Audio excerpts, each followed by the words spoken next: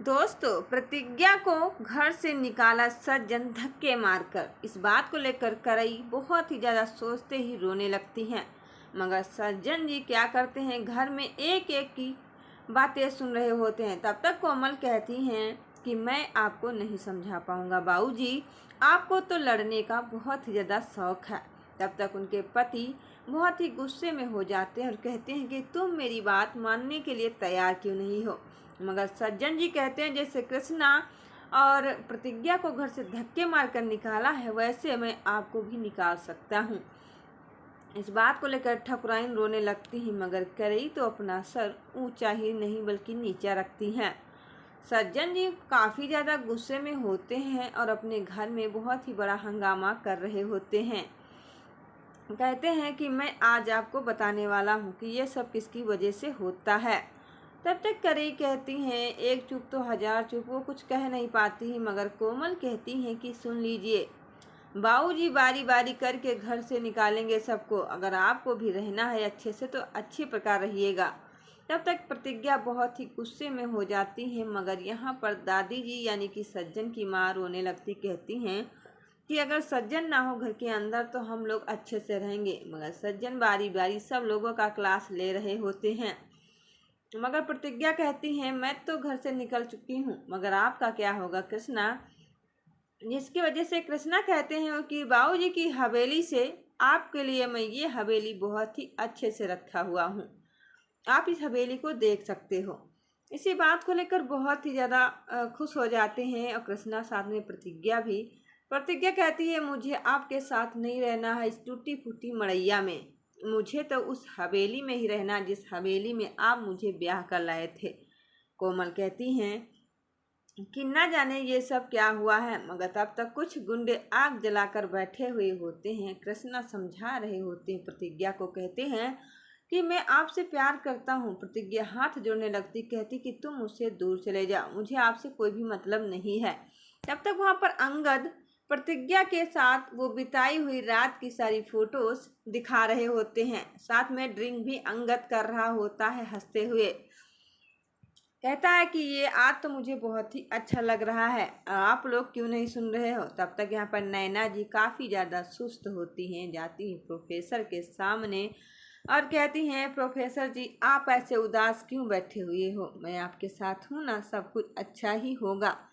जिसे कहते हैं कि हाँ, अंगद तो बहुत ही ज़्यादा हंस रहे होते हैं सिर्फ और सिर्फ अपनी फैमिली के बारे में। मगर प्रोफेसर कहते हैं कि जो मेरे प्रतिज्ञा की फ़ोटोज़ वायरल हुई हैं उस फोटोज़ को लेकर मुझे बहुत ही ज़्यादा शर्म आ रही है, वो अंगद के पास सारी फ़ोटो हैं। जिसे कहते हैं हाँ तुमने तो ये बहुत ही अच्छा किया है। यही बात को लेकर नैना समझाती हैं प्रोफेसर को। कहती हैं कि हमें पता है कि सज्जन हमारी बेटी को तो घर से निकाल दिया है, मगर वो जो कृष्णा है वो हमारी बेटी को बहुत ही अच्छे से रखेगा, कोई भी प्रॉब्लम नहीं होगी। जिससे कहते नहीं आपको नहीं मालूम है, आखिर में आप कुछ जान भी नहीं पाते हो। कहते हैं हाँ सो अच्छा है जो आप इस बात को लेकर सोचते हो। वहीं पर तब तक फ़ोन आ जाता है ठकुराइन के पास। सज्जन के यानी कि प्रतिज्ञा के पिताजी फ़ोन करते, कहते हैं मुझे प्रतिज्ञा से मिलना है। जिसे ठकुराइन बात करते हुए प्रोफेसर को काफ़ी ज़्यादा खट्टी खोटी सुना देती। कहती हैं कि आपको नहीं मालूम है, आपकी बेटी की वजह से मेरा घर बर्बाद हुआ और आप कहते हो मेरी बेटी से बात कराओ। प्रतिज्ञा जाती है कृष्णा के पास और बैठकर रोने लगती हैं। कहने लगती हैं कृष्णा कि मुझे पता है आप इस टूटी फूटी मड़ैया को देखकर आपका जी बहुत घबरा रहा होगा, मगर नैना सोचती हमारी बेटी की क्या हालत होगी वो मुझे नहीं पता है। मगर प्रतिज्ञा सोचती हैं, कहती हैं कि अब मुझे एहसास हो रहा है। प्रतिज्ञा बहुत ही ज़्यादा सोच में पड़ जाती हैं और कहती हैं कि मैं अपने पिताजी को क्या ही जवाब दूं कि ये सब किसकी वजह से हो रहा है। मगर तब तक वो गुंडे कहते हैं कि मुझे कुछ ना कुछ तो ज़रूर ही करना होगा। प्रतिज्ञा हाथ जोड़कर माफ़ी मांगती हैं और कहती है कृष्णा से तुम मुझसे दूर चले जाओ। तब तक आदर्श आते यानी कि प्रतिज्ञा के भाई कहते हैं कि मुझे उस अंगद के खिलाफ कोर्ट में मुझे क्या कहने आईएएस बहुत ही अच्छे से खुश हो जाते। कहते हैं कोर्ट में मुझे दाखिला करवाना होगा, जिसकी वजह से वो अंगद ढूंढा जाए और उसे जेल हो जाए। इस बात को लेकर कहने लगती हाँ तुमने तो ये सच कहा है। प्रतिज्ञा के पास बैठकर कृष्णा एक दूसरे को देखते हैं, काफ़ी ज़्यादा खुश नजर आ जाते हैं, मगर प्रतिज्ञा को तो कुछ भी अच्छा नहीं लगता है। वो कहती हैं, अब मैं क्या ही करूं, आप लोग तो समझ ही नहीं रहे हो। इस बात को लेकर बहुत ही ज़्यादा शॉक्ड हो जाती हैं, मगर प्रतिज्ञा उस उजड़ी हुई जमीन पर बैठी हुई होती हैं। तब तक नैना कहते हैं कि हाँ, मुझे कुछ ना कुछ तो ज़रूरी करना होगा।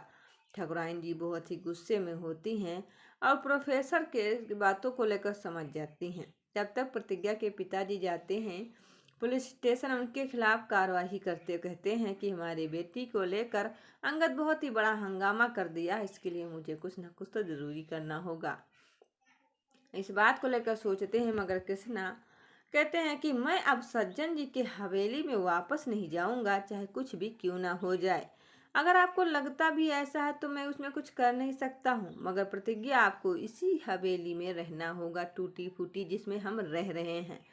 प्रतिज्ञा कहती, नहीं, मुझे सज्जन जी के घर रहना है। आपस में बात करते तब तक वहां पर प्रोफेसर साहब पहुंच जाते हैं पुलिस स्टेशन। वहीं पर अंगद के खिलाफ कार्रवाई कर देते हैं और अंगद कहते हैं, अगर आप अपनी बेटी को जिंदा देखना चाहते हो तो ये कार्रवाई वापस ले लीजिए। तो दोस्तों, वीडियो में काफ़ी ज़्यादा ट्विस्ट आने वाला, वीडियो अच्छी लगी तो चैनल को लाइक से सब्सक्राइब जरूर कर लीजिएगा। धन्यवाद। Hello guys, welcome back to my new blog. कैसे हो? आई होप आप लोग अच्छे होंगे। फिलहाल मैं भी बहुत ही अच्छी हूँ। और दोस्तों, देख सकते हो कि शाम हो चुकी है। आप लोगों के वहाँ बारिश होती है या नहीं होती, प्लीज़ कमेंट सेक्शन में ज़रूर बताइएगा। वीडियो हमारी कंटिन्यू देखते रहिएगा। वीडियो में अगर पहली बार आए तो चैनल को लाइक से सब्सक्राइब जरूर कर लीजिएगा। तो मैं मिलती एक नई वीडियो के साथ, तब के लिए दोस्तों धन्यवाद।